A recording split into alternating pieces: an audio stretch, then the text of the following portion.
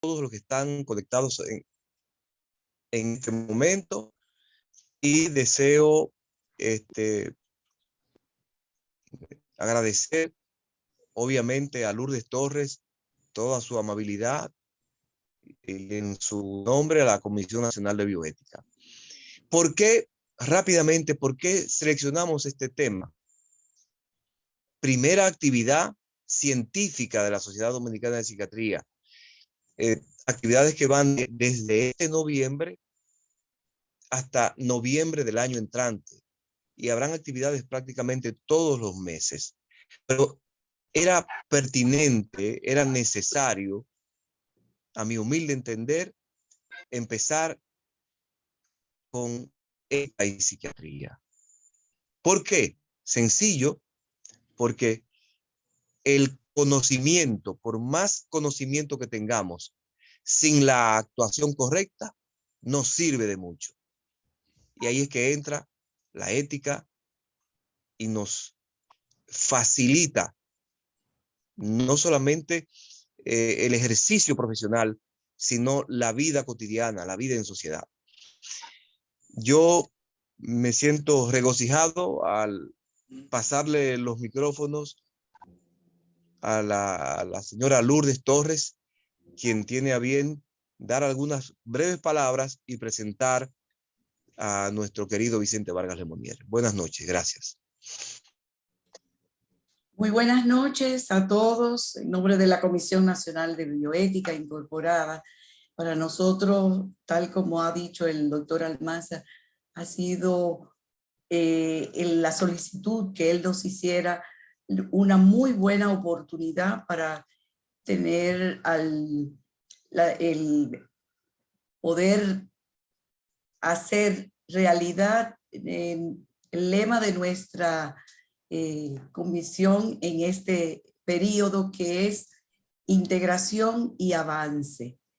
Necesitamos que cada vez más personas pues entiendan que la bioética es la ética de la vida y que precisamente vamos nosotros esta noche a poder, espero yo, entender el por qué y para qué esta nueva disciplina.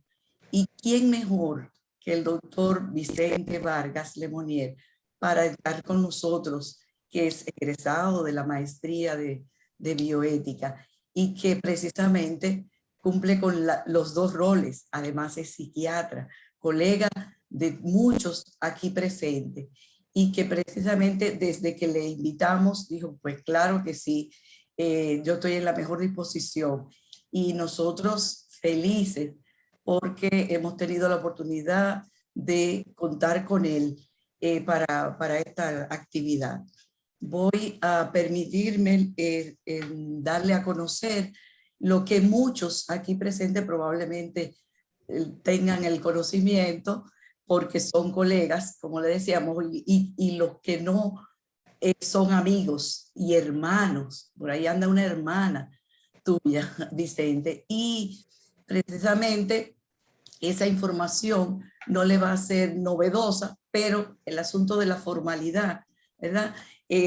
Podríamos decir del doctor Vicente Vargas Lemonnier algunos datos solo para recordar y para que de alguna manera, de manera muy breve, porque el currículum de él, por los años transcurridos, es muy amplio. Entonces, solo le vamos a compartir el que es médico psiquiatra, como todos saben, que tiene maestría en bioética, tiene maestría también en psicofarmacología y maestría también en terapia familiar sistémica. Además de estas maestrías, el doctor Vargas cuenta con una especialidad en análisis transaccional y también una especialidad en terapia cognitiva conductual. Además de las maestrías mencionadas, tiene otras áreas que es interesante también para esto mencionar, que es una maestría en terapia sexual, una maestría en terapia de parejas y también una maestría en administración pública. En términos laborales, para muchos es de su conocimiento, de su práctica privada, pero además el hecho de que está involucrado en lo académico. Es profesor de bioética para los residentes en formación para la especialidad de psiquiatría, pero también es profesor de terapia familiar sistémica para los residentes también de psiquiatría. Es miembro activo de la Comisión Nacional de Bioética, de manera que está en su doble rol de miembro de la Sociedad de Psiquiatría, pero también miembro de la Comisión Nacional de Bioética incorporada. Y además es pasado presidente de la Sociedad Dominicana de Psiquiatría, como muy bien lo dijo el doctor Almanza. Desde que le invitamos para que viniera a representarnos como Comisión Nacional, fue un sí, y un sí que le agradecemos inmensamente, y tenemos la certeza de que esta noche vamos a poder, en algunos casos, tal vez recordar una serie de informaciones, y en otros resulta como que hasta novedoso, interesante, hablar de bioética y psiquiatría, una nueva disciplina como es la bioética y una disciplina como la psiquiatría, o una ciencia que tiene tantos años, y cómo se puede unir una y otra. Les dejo con el doctor Vicente Vargas. Muy bien, gracias Lourdes, gracias doctora Almanza. Buenas noches a los amigos que están aquí presentes. Miren, cuando tal como dice nuestra presidenta Lourdes, ella me invitó, mi respuesta fue un sí con mucha alegría. Y para mí es, además de producir mucha alegría, también me siento honrado. Pero debo decirle que cuando a uno lo invitan a hablar de bioética con bioeticistas y a hablar de psiquiatría con psiquiatras, uno se siente como, bueno, ¿y qué le voy yo a decir a personas que saben igual o más que yo de lo que yo voy a hablar? Entonces uno entonces comienza, además de sentirse contento y honrado, pues uno comienza como a sentirse como nervioso, pero acá, pero esta gente, lo que yo voy a decir, ya se lo saben. Entonces, desde ya le digo que probablemente yo voy a decir cosas que ustedes saben, pero aguántenme ahí que yo se lo voy a decir esperando por lo menos recordarles lo que ustedes ya saben. Así que paso de inmediato a exponer el tema que yo tengo. Comienzo por decirles lo que decía Almanza y decía la presidenta. La ética es la búsqueda del bien del paciente. Entonces, lo que se está buscando a través de esta nueva disciplina es el bien del paciente. Y en el paciente psiquiátrico, que es lo que nos interesa ahora, es la ética en psiquiatría, que tiene sus características especiales, porque como todos los pacientes, pero tal vez más que cualquier paciente, es vulnerable. Y muchas veces ese paciente ha sido ya objeto de abuso y también ha sido objeto de malos tratos. Por lo que creo que es muy pertinente, tal como ha dicho el presidente Almanza, que hablemos de eso, porque es comenzar con el pie derecho. Entonces vamos a hablar de lo que es la fundamentación ética en el manejo del paciente con trastornos de salud mental. Haciendo un poco de historia, ustedes saben muy bien que el hombre primitivo, ¿verdad? Consideraba la enfermedad mental como que tenía un origen sobrenatural. Y al enfermo de aquel entonces, como se le trataba era con exorcismos y todo lo que se hacía para expulsar los espíritus que se creía que poseían a ese enfermo. Pero como siempre han aparecido personas nobles, personas que tratan al que es vulnerable, lo tratan bien. Y podemos encontrar que ya en Roma, allá Sorano de Efeso, que era un médico que se considera el padre de la ginecobstetricia, por todos los aportes que hizo a la ginecobstetricia en aquel momento. Y Sorano fue el primero que escribió la historia de Hipócrates.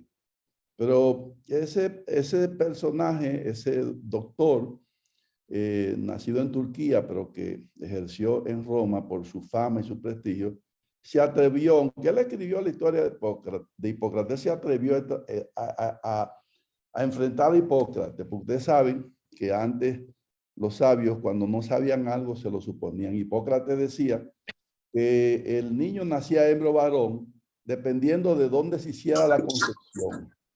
Que si era en el lado izquierdo, nacía hembra, y si era en el lado derecho, varón. Y Sorano dijo, no, mi maestro amado está equivocado. Para que ustedes vean el nivel y el compromiso que tenía Sorano con ciencia, que se atrevió a desafiar al propio Hipócrates. Igualmente de Galeno, ustedes saben que a nosotros los médicos nos dicen los galenos, en honor a él, que fue también un médico notable. En la Edad Media, entonces, esa concepción que había mágica de la enfermedad se afianzó, no disminuyó, se afianzó. Y entonces, en esa época, a los pacientes psiquiátricos se les comenzaba a recluir en los manicomios. Y entonces, se llevaba a los manicomios para tratar, ¿verdad?, de ahuyentar los demonios, ¿verdad? Pero en aquella época hubo una honrosa excepción, y es el portugués San Juan de Dios, que fue beatificado no hace mucho. San Juan de Dios, porque él atendía a los enfermos con mucha caridad cristiana. Él era un enfermero de origen portugués, pero además él fundó la Orden de San Juan de Dios, que todavía atiende a muchos hospitales en el mundo. En 1794, Philippe Pinel liberó a los enfermos de las cadenas en Francia. Yo recuerdo que cuando nosotros comenzamos la residencia de psiquiatría aquí en el país, en el hospital psiquiátrico, el famoso 28, los médicos empíricos que estaban allá, como el bullying que nos hacían a los residentes que hemos entrado, nos decían, ahí llegaron los Pineles. Pero eso era como un bullying a nosotros. En aquel momento, uno decía, ¿quién es Pinel? Entonces nos pusimos a leer quién es Pinel. Y Pinel fue el que en Francia liberó a los pacientes psiquiátricos. Yo dije, bueno, pues, aunque es bullying, pero es bueno que no digan los Pineles. Entonces, miren, en 1860, en Illinois, en Estados Unidos, ocurrió un caso muy interesante, la señora Packard, que ella fue internada por su marido, que era un pastor evangélico, y luego que fue internada en un centro psiquiátrico, ella fue liberada por un juez. Y ahí fue que surgió entonces el problema ético de el diagnóstico de un paciente psiquiátrico y el peligro de que alguien abuse de ese diagnóstico y lo interne en contra de su voluntad. Finalmente, el juez liberó a esa paciente porque lo que pasa es que esa paciente no profesaba las creencias del pastor y entonces él entendió que ella tenía trastornos mentales. Comenzaron a aparecer grandes hombres de la psiquiatría, Freud, Pavlov, Jasper, Celletti y otros. Y en el 1949 se descubre el litio y comienza la revolución farmacológica.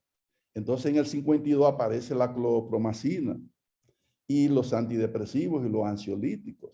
Entonces cuando yo entré al psiquiátrico y hacer mi formación de psiquiatra, todavía lo que se usaba en esa época era la clorpromacina y el litio, porque y usábamos algunos antidepresivos como eran los tricíclicos en aquel momento. En el 1952, la APA, que es la Asociación de Psiquiatras Americanos, publicó la primera edición de los DSM con una utilidad clínica, y eso ha sido uno de los más grandes aportes que ha tenido la psiquiatría. Los DSM, que ahora vamos ya por el 5, siempre se hace el DSM-1, luego el revisado, etcétera. Entonces ya vamos por el 5. El informe de Belmont, que los bioeticistas se identifican y aplauden tanto, en el 1978, consagró los principios de respeto a las personas, refiriéndose a los principios de la autonomía, de la beneficencia, la no maleficencia y la justicia, fueron los aportes de Bichan y Childress. el Código de Nuremberg, las declaraciones de Helsinki, la Declaración de Hawái, la de Madrid y las pautas internacionales CIOMS son referentes importantes, pero ninguno de tales documentos reemplaza a la conciencia ética informada y la deliberación racional. Me parece estar recordando a nuestro profesor Miguel Suazo cuando él dice, un bioeticista es una persona que delibera, que argumenta con una conciencia ética. Y hemos dicho que la conciencia es la conciencia de hacer bien el bien. Entonces, eso a manera de introducción, porque a nosotros en esta breve conferencia, lo que nos interesa destacar son 3 aspectos. Tuvimos que decir, bueno, ¿y qué vamos a decir en tan corto tiempo? Entonces, lo primero que nos interesa es hablar de manera resumida de los aportes de la psicología y de la psiquiatría al estudio de la moral y de la ética. En esto no es lo que la ética le da a la psiquiatría, no, sino que la psiquiatría y la psicología le dan a la ética.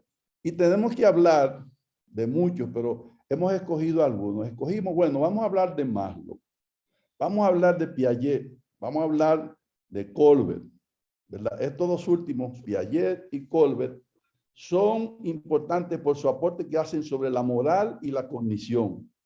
Y vamos a hablar también de Freud, nunca se puede quedar Freud, y de Eric Berne, que profesa de alguna manera el liderazgo de lo que yo aprendí hace mucho, que es el análisis transaccional, y fue de lo que habló del aparato psíquico.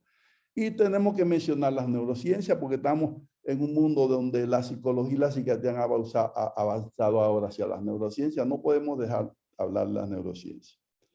El segundo aspecto que me interesa destacar son los aportes de la bioética, ahora es al revés, los aportes que la bioética le hace a la psicología y a la psiquiatría. Tenemos que hablar de los principios, ya los mencionamos, los 4 principios. Tenemos que hablar de las declaraciones que hemos mencionado, ya famosas. Tenemos que hablar de los comités de ética. Tenemos que hablar de 2 bioeticistas psiquiatras que ustedes conocen. Diego Gracia, Miguel, el profesor de Miguel y profesor de profesores, y Fernando Lola. Son 2 psiquiatras. Pero yo cuando pensé en Diego Gracia y en Fernando Lola me vi en un dilema porque yo dije, ellos son psiquiatras que le han aportado a la bioética o son bioeticistas que le han aportado a la psiquiatría. Entonces me encontré en la perplejidad que yo tenía, pues decía, yo soy psiquiatra y bioeticista. Entonces me encontré como, bueno, estoy entre las 2 corrientes, que bueno, pues así Fernando Lola y Diego Gracia son bioeticistas y son psiquiatras. Entonces yo dije, ¿dónde los coloco? Yo finalmente me atreví a colocarlos como bioeticistas. Perdónenme que no los coloque siendo psiquiatra en el mundo de la psiquiatría, porque yo creo que los grandes aportes que estos 2 brillantes profesionales le han hecho, es más que nada es desde el mundo de la bioética, porque ¿cómo tú puedes hablar de bioética sin pensar en estos 2 autores? El tercer aspecto que me interesa destacar en esta charla son los retos de la psiquiatría frente a la bioética. Atención al presidente de la Sociedad de Psiquiatría, que yo sé que es un hombre de reto, y que cuando él de alguna manera asume el reto de ser presidente, lo hace como siempre lo ha hecho y como lo hizo cuando fue el director de salud mental. Es como el reto que yo sé que el doctor Almanza atiende. Por eso yo dije, pero yo no puedo hablar de esto sin hablar de los retos que tiene la Sociedad de Psiquiatría ahora presidida por Ángel Almanzar. Y cuando hablamos de esos retos, los retos que tiene la Sociedad de Psiquiatría es el derecho a la salud mental. La salud mental es un derecho, pero ustedes van a ver que al ser un derecho se ha convertido en un gran problema también para la calidad y la humanización.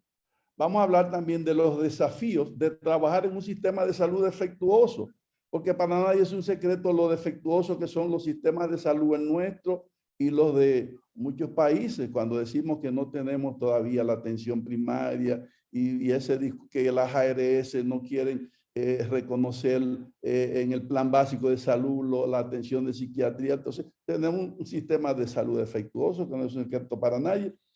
Y tercero, vamos a hablar de la evaluación de la calidad en la atención psiquiátrica, porque es como cuando uno dice, ok, nosotros también tenemos que evaluar lo que estamos haciendo, que tanta calidad tiene. Y cuarto, algunos problemas especiales que tiene la bioética psiquiátrica, que son problemas no de todas las especialidades, sino son problemas de la bioética en la psiquiatría. Y sobre eso es lo que nosotros queremos hablar. Ya para comenzar a desarrollar el tema, voy a comenzar por hablarle de Maslow. Ustedes saben quién fue Abraham Maslow, ¿verdad? Conocido porque en el 1943, este eminente psicólogo norteamericano de origen judío, fue el que habló del triángulo para hablar de la jerarquía de las necesidades de la motivación humana. Cuando él dijo, primero tenemos que llenar las necesidades fisiológicas de hambre, sed, todo lo que es nuestra parte humana, animal, luego las de seguridad, afiliación, reconocimiento y autorrealización. Fíjense que en el final del triángulo de él es que están los aspectos de la realización, ahí es que está la ética, al final de las necesidades del individuo. Y de Maslow podemos decir que él pensaba que la moral y la ética tenían una dinámica entre ser bueno y sociedad buena. O sea, el ser humano bueno y la sociedad buena, ahí había una dinámica. Y él se preguntaba, confiesa el propio Maslow, decía, pero ¿cómo de buena permite la sociedad que sea la naturaleza humana? O sea, queremos un ser humano bueno, pero la sociedad le permite a ese ser humano que su naturaleza humana se manifieste. Es una pregunta que Maslow se hizo. Y él se hacía otra pregunta. Pero ¿y por qué que la gente decide ser mala? Aquí Maslow, ese gran sabio, que fue el fundador de la psiquiatría humanística y un sabio, un profesor de profesores, él decía, ¿y por qué la gente decide ser mala? Si ser bueno aporta tantos beneficios. Cuando yo veía en un documental a Maslow decir eso, a mí me parecía como un niñito, ese gran profesor.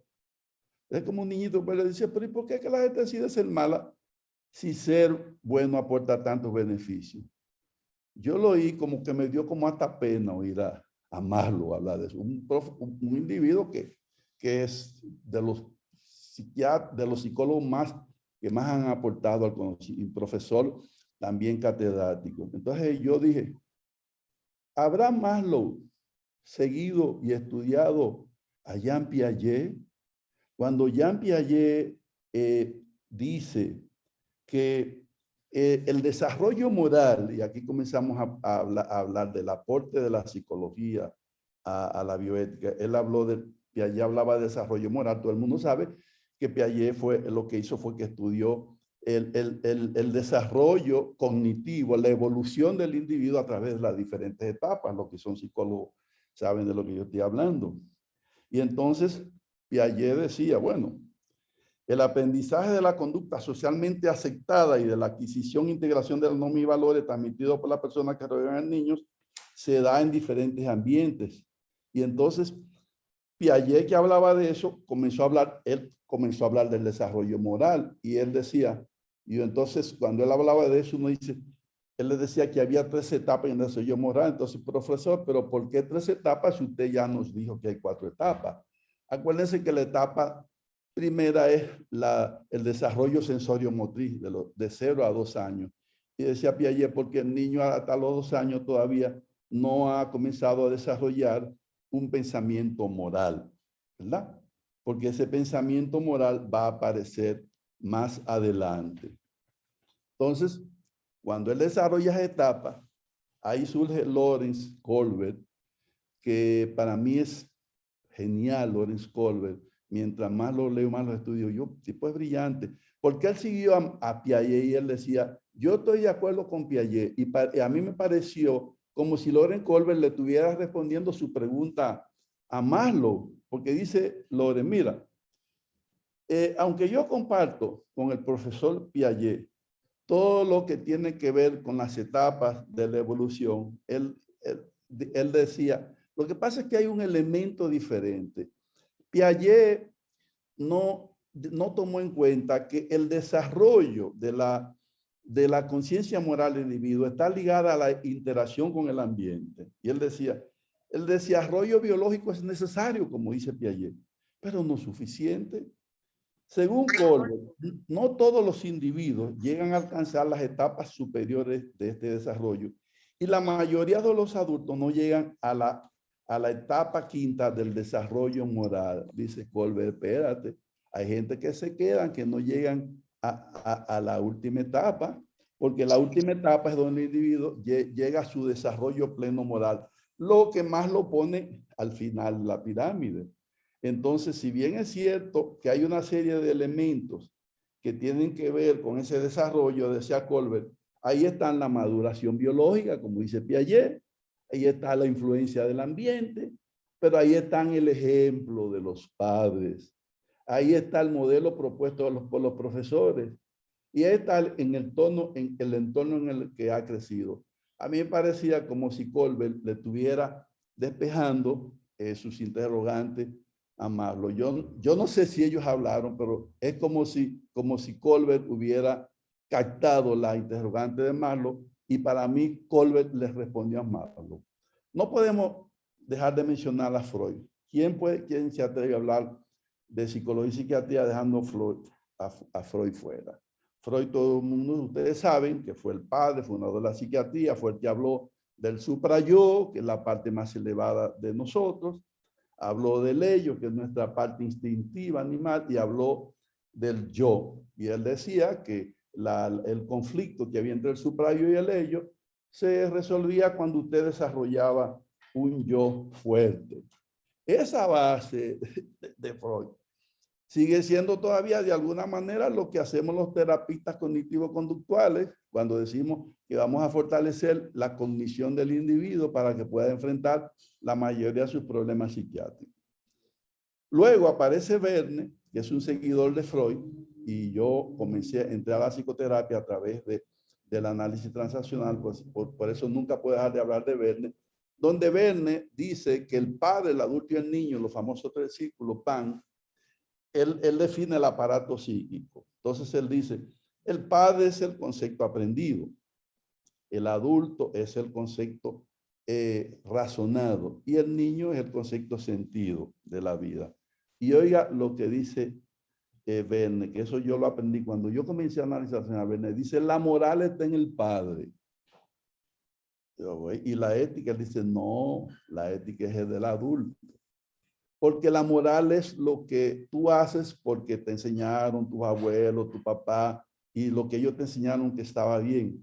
Pero el adulto es el que va razonando. ¿Se acuerdan lo que yo les decía? Que la ética es el pensamiento racional puesto al servicio de las diferentes situaciones, que esa racionalidad no la puede sustituir nada, ninguna declaración, ni ningún principio, ni nada, que eso es lo más importante. Y eso es lo que aprendimos en la maestría.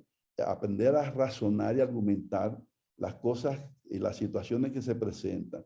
Entonces dice Verne que en el adulto, ya hablando del estructural de segundo orden, en el adulto él dice está el etos, el logos y el patos. Él dice el padre del adulto él le llama etos, el adulto del adulto le llama logos y el niño del adulto le llama patos. ¿Por qué esto es importante? Porque entonces uno dice, pero vean acá, si hemos dicho que la racionalidad no puede estar controlada por los valores morales, por eso es que Verne entonces no pone la ética en el padre, la pone en el adulto, pero el adulto tiene que tener un límite. Para que ustedes entiendan lo que es un adulto del límite, yo no sé si ustedes se acuerdan del lamentable, tengo que decir con pena y casi hasta con vergüenza, el lamentable experimento de Watson, que él en su artículo que se llama El pequeño Albert, no sé si recuerdan, los psicólogos saben de lo que hablamos, que es un niño al que Watson, siendo un niño de 11 meses, oigan ahí, para que ustedes vean por qué en la ética tiene que haber también un límite. aunque usted es un científico, pero hay un punto hasta donde usted debe llegar. Entonces, este niño de 11 meses, Watson lo tomó para enseñarle a tenerle miedo. Y entonces él experimentó, puso a ese niño a jugar con una ratita y el niño jugaba con una ratita. Entonces, como él sabe que los niños se asustan con los ruidos, ponían una barra de metal y entonces cuando el niño iba a jugar con la ratita, le sonaban la barra de metal, el niño se asustaba. Entonces, le enseñaron a ese niño de 11 meses, oigan aquí, todavía la ética no estaba funcionando en los científicos, a que tuviera miedo. Lo interesante, uno dice, bueno, ¿y qué pasó con ese miedo? Se le creó una fobia, se la crearon los científicos en nombre de la ciencia. Óigame, ¿y dónde está el etos para la ciencia? No, porque queremos investigar y entonces Watson se atrevía a decir con la arrogancia y del científico, él decía, denme 10 niños sanos y yo se lo voy a hacer. Si ustedes quieren que yo lo haga médico, ingeniero, arquitecto o delincuente, yo se lo hago delincuente. Porque ellos entendían que todo era el modelo de aprendizaje, reforzarlo, extinguirlo. La corriente que siguió luego es Skinner. Y cuando yo entré al psiquiátrico, habían unos psicólogos ahí que siempre están discutiendo con nosotros que si Watson, que Skinner. Ustedes saben en lo que paró Watson. Watson se casó, tuvo 2 hijos. Los 2 intentaron suicidarse y uno de ellos lo logró. Y el otro se hizo adicto a droga. Watson, cuando vio su fracaso rotundo, él cogió todos sus libros y los quemó, porque él descubrió que él como científico había tenido un fracaso total en lo que había dicho y sobre todo con sus propios hijos. No puedo dejar de hablar en este momento de los aportes de la bioética a la psiquiatría. Ya le dije que quería hablar de eso. Y tenemos que hablar aquí de los principios de la bioética, el informe de Belmont. Tenemos que hablar de las declaraciones de Hawái. Y también tenemos que hablar de la Declaración de Madrid, porque son los aportes que la bioética le ha hecho a la psiquiatría. Sobre la Declaración de Madrid, sobre los requisitos éticos de la práctica psiquiátrica, es algo que no voy a comentar ni a leer, porque esa Declaración de Madrid tiene 7 requisitos básicos, que sin desperdicio ninguno. Y ahí son los requisitos para la práctica psiquiátrica. Todo psiquiatra debe tener un conocimiento de esa Declaración de Madrid. A los residentes de psiquiatría que son alumnos míos, hace ya 4 años, nosotros venimos dando bioética a los residentes de psiquiatría. Nosotros a esos residentes le hablamos de esas declaraciones y parte de lo que se discute en las clases es eso, incluso eso es una pregunta final del examen. Ellos saben lo que cada declaración planteó, porque un psiquiatra tiene que conocer lo que cada una de esas declaraciones, pero nosotros no nos vamos a tener ahí. Solo puedo mencionar la de Caracas, que fue la reestructuración psiquiátrica para América Latina, la de Tenerife del 2012, que fue la salud mental para todos, la del Helsinki en el 1964 sobre la regulación de la investigación en seres humanos del Código de Nuremberg, la ética del cuidado, la ética relacional, los comités de ética y la psiquiatría forense, que ya nosotros en este país tenemos una especialidad en psiquiatría forense. Hay que darle reconocimiento a la doctora Marisol Taveras, que fue la gran gestora que propugnó y trabajó fuerte para que esa maestría se diera en nuestro país. Es un aporte también de la psiquiatría y la bioética. También ya le dije que íbamos a hablar de los retos de la psiquiatría. Atención, doctora Almanzar. ¿Cuáles son esos retos, a mi entender? Bueno, el derecho a la salud mental. Óigame, tradicionalmente esa concepción dualista que separa la medicina somática de lo mental, lo que sirve para discriminar el financiamiento, la cobertura y el acceso a los servicios, inclusive los más básicos, a pesar, doctora Almanzar y todo aquí, que la Ley General de Salud, la 4201, que la Ley de Salud Mental, la 1206, óyeme, obliga al Estado y a las prestadoras de servicio a cumplir con ese derecho. Y todavía, desde que yo era presidente, estamos peleando por eso. Yo tuve que reunirme con el Consejo Nacional de la Seguridad Social, luego la doctora Marianelli, la doctora Marisol, ya el doctor Almanzar tomó la antorcha de eso. Y no hay manera de que se reconozca que eso por ley hay que darlo. Gracias a Dios, el doctor Almanzar está en esos afanes ya. Esperamos que él tenga el éxito que nosotros no pudimos tener. Recordar que el acceso y la equidad son iguales a la asignación de recursos, que es un derecho por justicia. Otro aspecto importante es trabajar con los sistemas de salud defectuosos. Mira, en situaciones de escasez, lo más razonable depende en parte de lo que está disponible. Vamos a reconocer que no tenemos abundancia, que tenemos que hacer. No obstante, quiero aquí decirle lo siguiente. Dice, no obstante, el médico siempre debe entregar sus mejores esfuerzos, destrezas y competencias, contribuyendo además a asegurar los recursos necesarios y combatiendo aquellas reglas que impiden una distribución justa o que no se consideran de manera adecuada las necesidades del paciente individual. Esa es una frase de Murray. Entonces dice, el dilema es el derecho que tiene el individuo versus las necesidades del bien común. O sea, hay derecho del individuo, pero hay necesidades del bien común de la mayoría. Entonces, la defensa de este último, de que la medicina, de que la salud mental es un derecho, oigan que lo es, se ha traducido entonces una medicina corporativa, contemporánea, que lo que promueve la eficiencia como la dimensión fundamental de la calidad. Entonces uno dice, pero lo que tenemos es que atender un gran número de personas para usar ese derecho, pero en atender ese gran número de personas hemos descuidado el trato individual y lo que se llama la medicina humanizada. Entonces, unos dilemas que nos encontramos. Yo estuve visitando las 9 zonas de salud de este país cuando estaba ahí en CNC.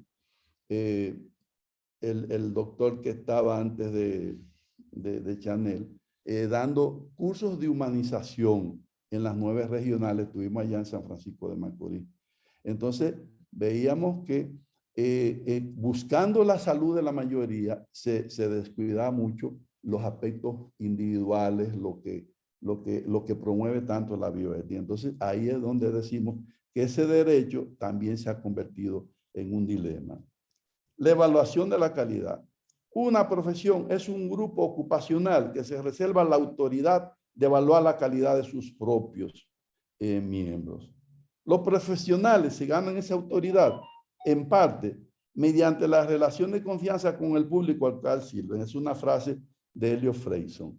Entonces, en la medida que esos profesionales se evalúan a sí mismos y hay lo que se llama una exigencia de los propios profesionales a sí mismos, se van a ganar la confianza de su público. Por eso es importante las guías clínicas, los protocolos que nosotros tuvimos trabajando desde la Ciudad de Psiquiatría, y cuando vino el ministerio de la doctora Guzmán Marcelino, pues yo creo que la Ciudad de Psiquiatría fue de las primeras sociedades que entregó los protocolos de atención que nosotros en aquel momento estuvimos dirigiendo y coordinando. Luego el manual para la aplicación del consentimiento informado, que en la gestión pasada de la doctora Marisol Tavera, tanto la doctora Togalma como yo tuvimos, y el doctor Suazo, estuvimos dando cursos de entrenamiento a los psiquiatras para esto. Y luego la doctora Togalma entregó lo que es el manual para la aplicación del consentimiento informado. La certificación, la recertificación, esas eran de las banderas que nosotros, atención doctora Manza, teníamos, de que lo importante que es la certificación y la recertificación. Entonces, esos son aspectos importantes en lo que es la calidad y que la gente respete a esos profesionales. La ética médica es otra cosa importante. No es una ética especial, sino la ética médica es una ética de situaciones especiales, porque lo que encontramos son situaciones especiales. Y el grueso de los dilemas que enfrenta el trabajador de la salud mental es cotidiano, y aunque no pedestres, quiere decir vulgar, ¿verdad? desprovisto de carácter trascendental y heroico de la gran bioética.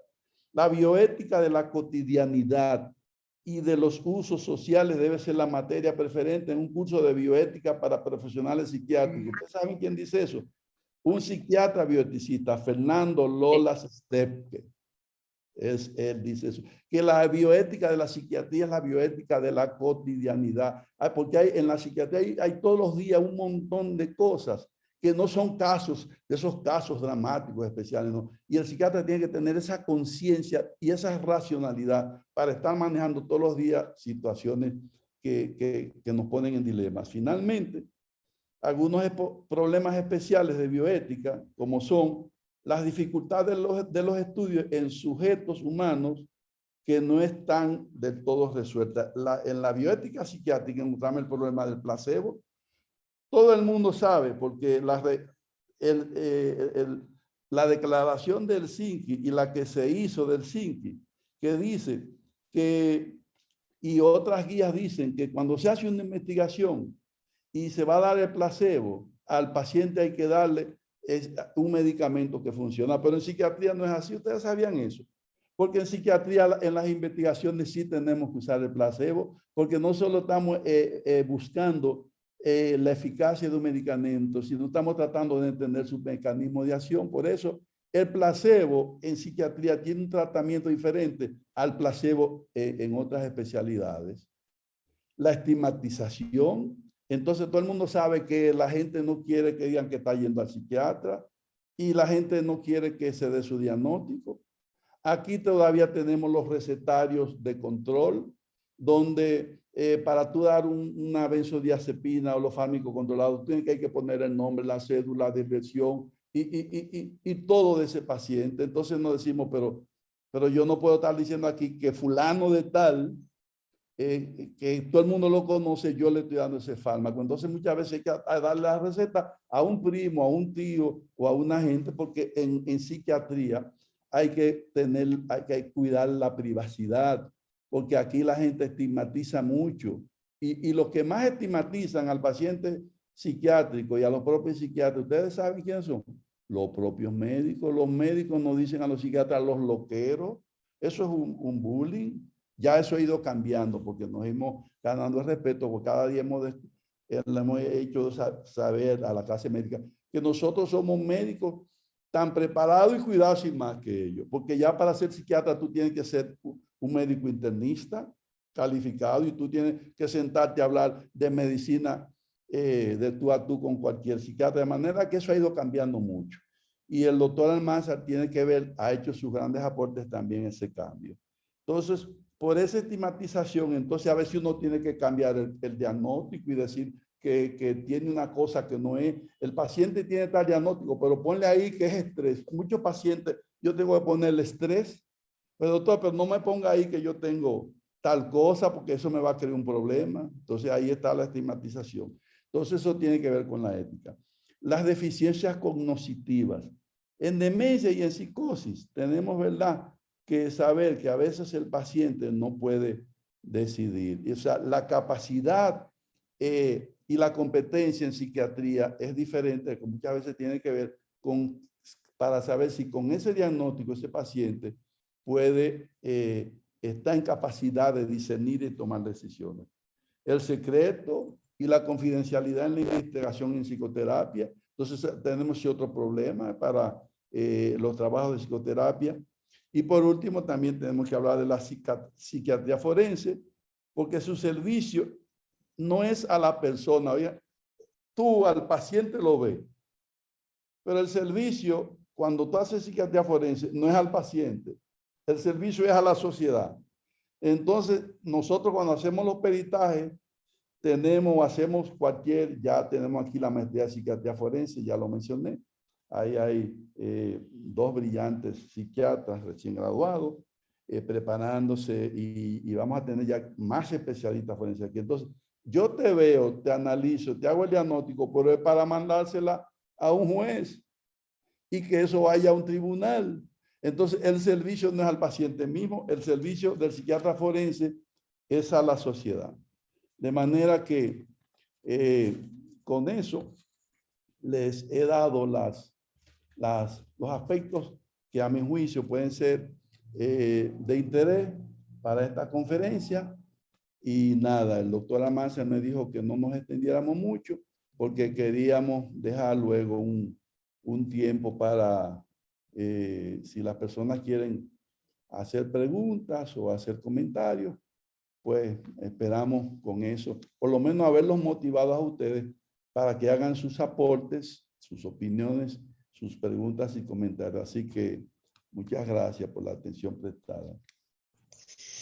Vicente Vargas Lemonnier, brillante, muchísimas gracias. Lo que tú acabas de exponer es como material.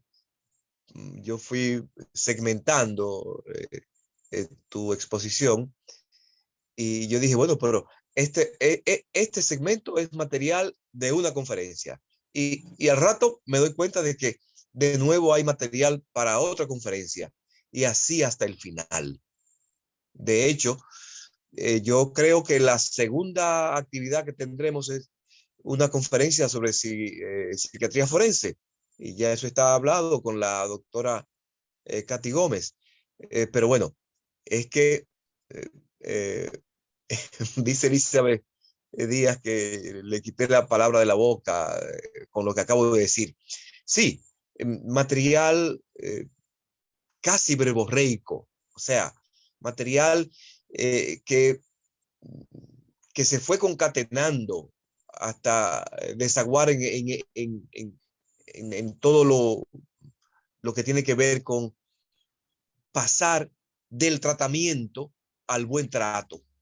Eso fue lo que yo vi. Pasar del tratamiento al buen trato. Brillante, excelente. Y se abren los micrófonos, por favor. Y le pido a la presidenta Lourdes Torres que modere hasta el final de la actividad, por favor.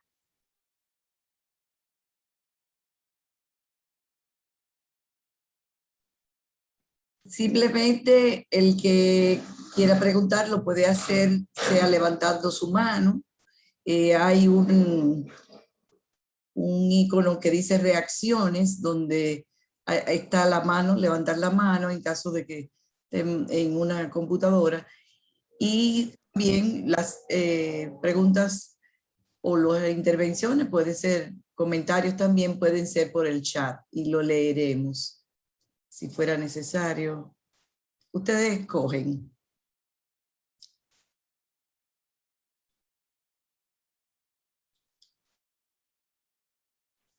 ¿Alguien se anima? Podrían ser preguntas, pero podrían ser también comentarios, intervenciones, es decir, cualquier opinión que los aquí presentes puedan. Están en Luz María Ainhoa. Le toca la palabra.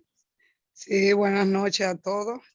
Felicitar al doctor Vargas Lemonnier por su magistral exposición. Tan brillante como siempre, doctor, y qué bueno esos aportes que nos hacen tanta falta a nosotros en materia de salud mental, donde no se discuten estos temas con mucha frecuencia por el asunto propio de la bioética, que es tema de tapete. Una de las sugerencias que yo había hecho dentro de una propuesta era del Comité de Bioética de Salud Mental, que preguntó al doctor si ya existe un comité de bioética de salud mental desde la propia posición de la Sociedad de Psiquiatría, o si él pertenece, como ya tiene un máster y su experiencia docente constituido. Hago la pregunta porque ya existe, como existe el CONABIUS y existen los comités de bioética regionales a nivel de algunas universidades, porque yo pertenecía al Comité Regional del Este, dirigido hacia la parte de investigación, porque la bioética es un tema muy completo y muy complejo.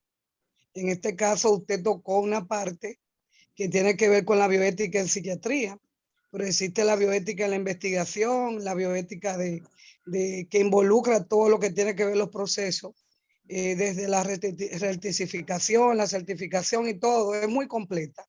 Y ya existen también los comités de bioética hospitalario. De hecho, yo presido el comité de bioético hospitalario de uno de los hospitales del cual soy miembro activa del proceso de salud mental del Teófilo Hernández.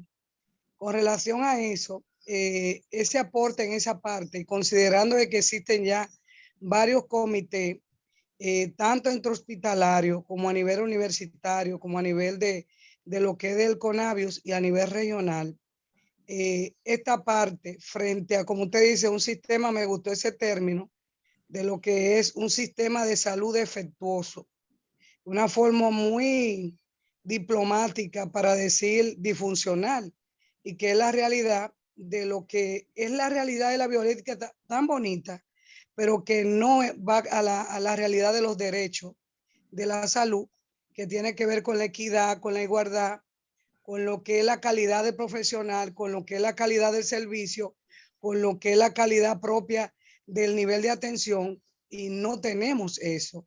Entonces, usted en su experiencia, maestro, ¿qué piensa usted de la realidad de la bioética, por lo menos en nuestro país, la República Dominicana? Porque ya como usted dice, lo que leemos del tema, sabemos que existen esas declaraciones, existen los principios, pero realmente con todo lo que tenemos ya, no se ha explayado realmente un nivel de funcionamiento adecuado hacia lo que debe ser. Entonces, ¿qué usted plantea en su experiencia?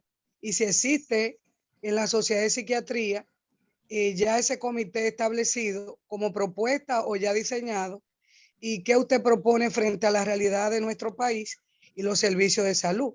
Creo que fue un poco extensiva, espero me hayan comprendido, porque movió muchos temas que tienen que ver realmente y a mí me fascina eso y leo mucho sobre este tema y he tenido que verme involucrado muy frecuentemente en comité. Muchas gracias, doctor, por su aporte y espero tener respuesta. Sí, muy bien, doctora Ainhoa, gusto de oírla y gracias a usted por su comentario. Y me alegra mucho saber que ya usted está en un comité de ética. Lo que nosotros proponemos es que la bioética, y creo que en eso están de acuerdo su nuevo presidente, el doctor Almanzar, y su pasada presidenta, la doctora Tavera, es algo que hay que seguirle llevando a los psiquiatras. Gracias a Dios y a la gestión de la doctora Marisol Tavera como presidenta y coordinadora de los programas de residencia, nosotros venimos en los últimos 4 años dándole clases de bioética a los residentes. Y esto que estamos hablando aquí, los nuevos psiquiatras que han salido en las últimas generaciones ya lo manejan, porque todo esos son temas que nosotros venimos en la clase dándole a ellos, y ellos en cada sesión se preparan, le damos lectura para que lean sobre este material, y luego en el examen final que le hacemos estas preguntas, se las hacemos, y todos sacan ahí casi sobre 95 a 100, o sea que nosotros sabemos que esas últimas generaciones de psiquiatras traen una formación sólida en bioética. Eso es parte de lo que nosotros entendemos que hay que hacer, y gracias a Dios que hemos encontrado esa resonancia con la pasada presidenta y el actual presidente. Y la Comisión Nacional de Bioética que viene trabajando en esto, tengo que destacar a Miguel Suazo, que todo el mundo sabe cómo él ha sido un pionero y un fajador para llevar la bioética a todo el país. A mi querida amiga y hermana, mamá, tía, abuela, sobrina y todos, que Josefina Romero. Ni siquiera lo que es Josefina tuyo, yo no sé. Ella es todo mundo.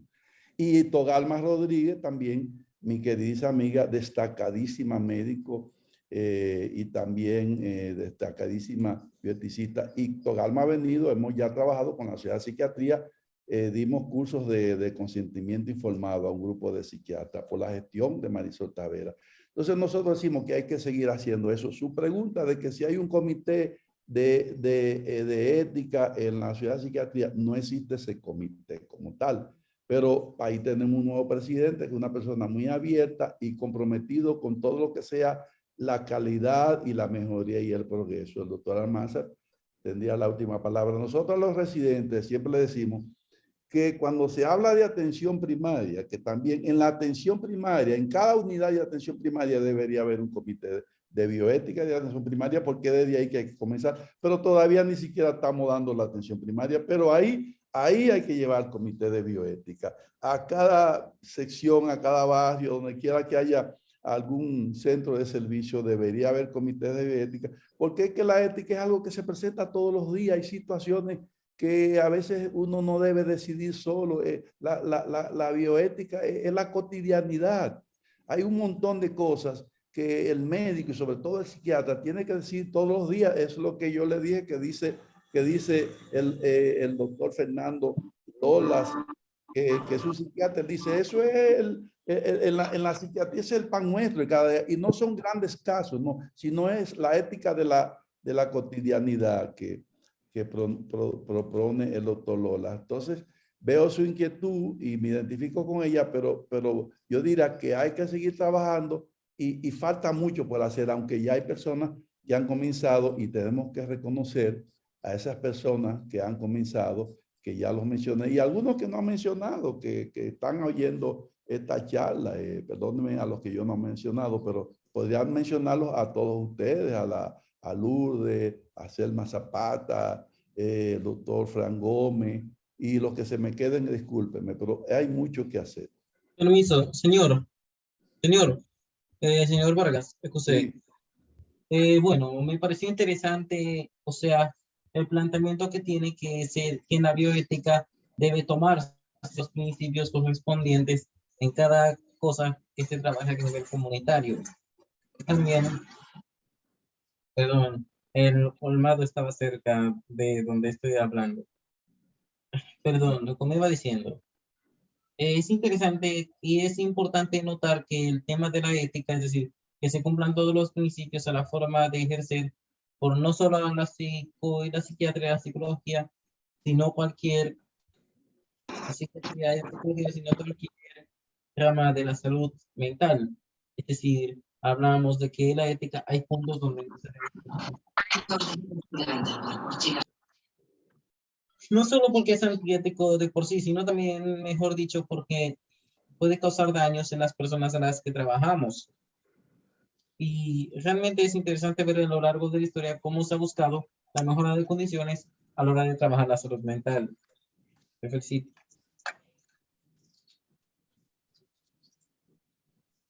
¿Terminó, Joan?